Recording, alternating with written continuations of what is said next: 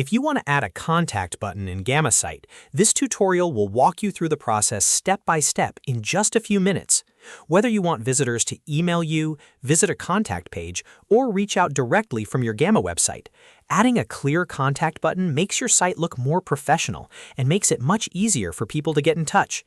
So if this video helps you, make sure to hit that like button and subscribe for more quick and easy software tutorials. Alright, let's jump right in.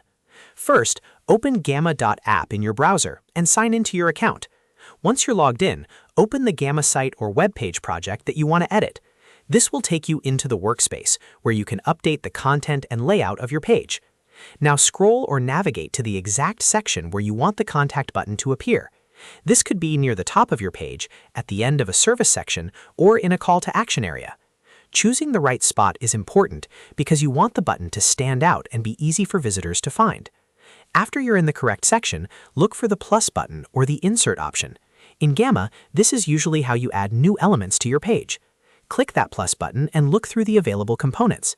If you see the button option, select it. That is the feature you'll use to create your contact button.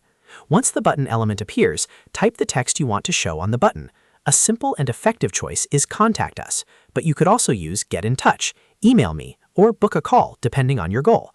Keep the text short, clear, and action-focused, so users instantly understand what happens when they click it. Next, add the link for the button. You can paste in a contact page URL, a Mailto email link, or any other contact destination you want to use. If you want people to email you directly, you can use an email link so the button opens their mail app. If you want to send them to a dedicated contact form, paste in that page URL instead. Make sure the link is correct before moving on, because this is what the button will use when someone clicks it. Take a moment to review the button style and placement. Check that the text is readable, the button stands out from the background, and the link action makes sense for your visitors. If needed, adjust the wording or move the button to a better location so it feels natural within the page design. When everything looks good, save your changes and publish or update the site.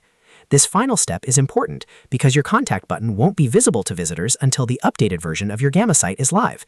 And that's it. You've now added a contact button in Gamma site. It's a simple change, but it can make a big difference in how easy it is for people to reach you and how professional your site feels overall. If this tutorial helped you out, please hit the like button, subscribe to the channel, and turn on notifications so you don't miss the next Gamma guide.